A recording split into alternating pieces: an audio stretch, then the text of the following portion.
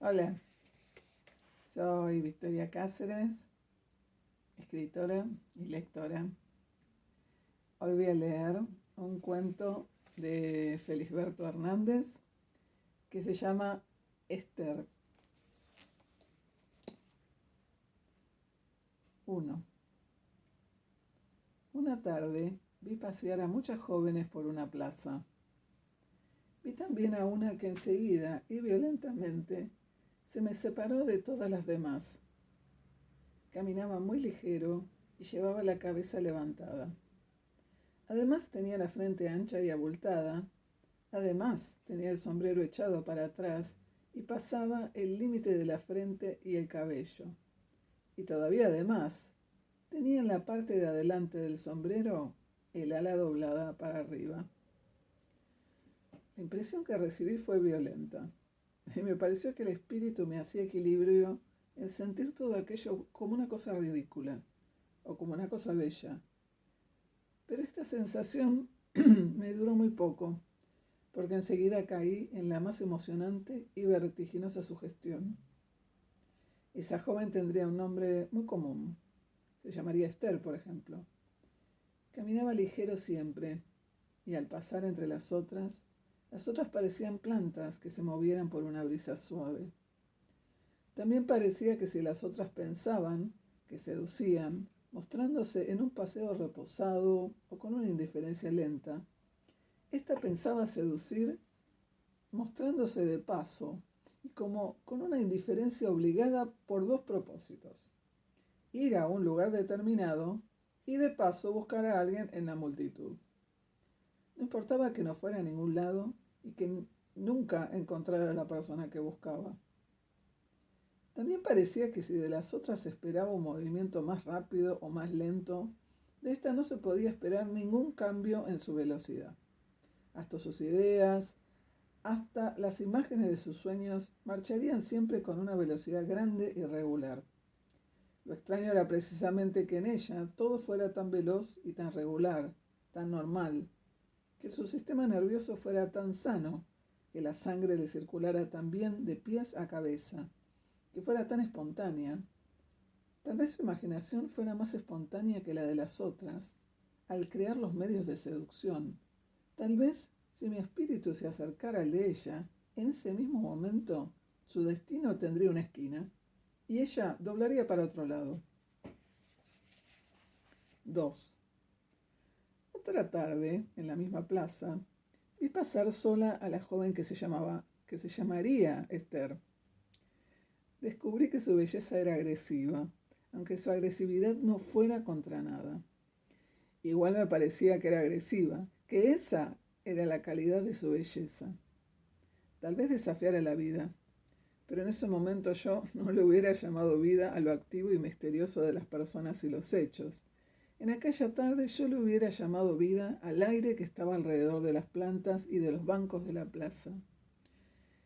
Ella desafiaba tal vez a eso, y las puntas de su saco abierto se doblaban un poco para atrás al caminar ligero. Llevaba en la mano un libro. Yo pensaba cómo sería aquella naturaleza estudiando. Estudiaría cómo se ponía el saco, un poco por costumbre y otro poco por necesidad. Pero ni el estudio ni el saco eran lo principal para ella, aunque tampoco se supiera qué era lo principal. Parecía que cuando llegaban a su espíritu las emociones, ella les diera entrada y salida con tal espontaneidad que no se sabría nunca qué sería lo principal para ella misma. Al estudiar no le preocuparían no entender algunas cosas, y éstas le quedarían tan espontáneamente dobladas para atrás como las puntas de su saco al caminar ligero. No se podía pensar si era inferior por no comprender todas las cosas bellas o era superior por no interesarles, pero no importaba el grado de comprensión que tuviera de las cosas. Lo único que se pensaba era que en aquel momento su comprensión estaba en el grado espontáneamente relativo a su naturaleza, a su ambiente, a su casualidad, y nada más. Entonces yo empecé a amarla por la incomprensión que ella tendría de muchas cosas.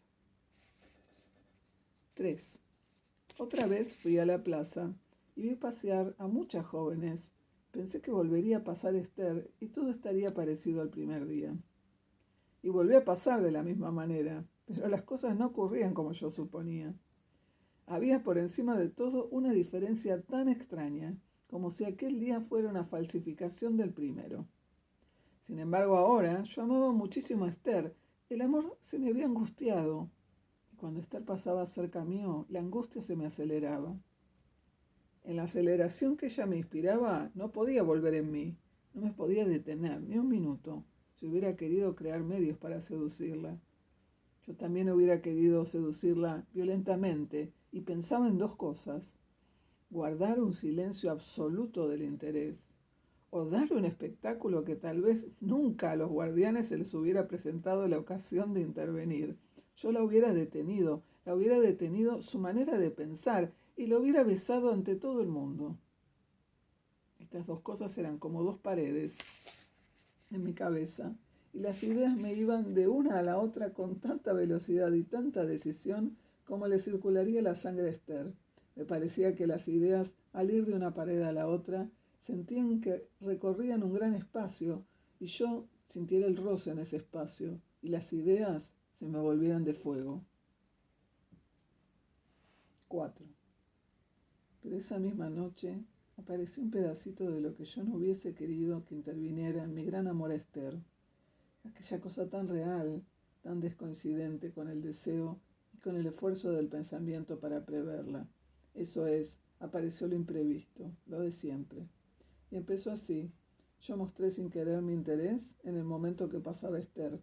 Ella lo advirtió y me mostró indiferencia. Yo pensé en la defensa de las mujeres al demostrarnos lo que no sienten. Eso que creemos que cuando las observamos las descubrimos, y que sin embargo es al revés, que la defensa de ellas está cuando las observamos precisamente, porque ellas se hipnotizan con el asunto, dejando para sí el mínimo de conciencia de lo que sienten. Por eso mismo, eso que nosotros lo descubrimos cuando no estamos cerca de ellas, y que yo pensaba que ocurriría, eso no fue lo que ocurrió. Ocurrió lo imprevisto, lo de siempre, lo que es más amargo cuando llega lentamente. Al principio de la indiferencia de Esther, yo pensaba que sencillamente yo estaba en esa provisoria inferioridad de la que después se reacciona. Mi angustia estaba nada más que en el deseo de empezar todo de nuevo, como cuando los niños arrancan la hoja de la plana en que una letra les ha salido torcida. Pero a medida que pasó el tiempo me di cuenta que por aquella cosa tan clara como era Esther, había entrado otra vez en la oscura, en la imprevisible, en la de siempre. A veces el destino de Esther no tenía una esquinita que la hacía doblar para otro lado. A veces doblaba para mi lado, pero era lo mismo que si doblara para el otro.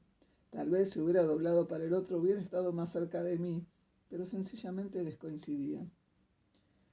Si yo hubiera sentido placer en crear un medio para que ella lo utilizara y le sirviera para despreciarme, tampoco ella lo hubiera utilizado.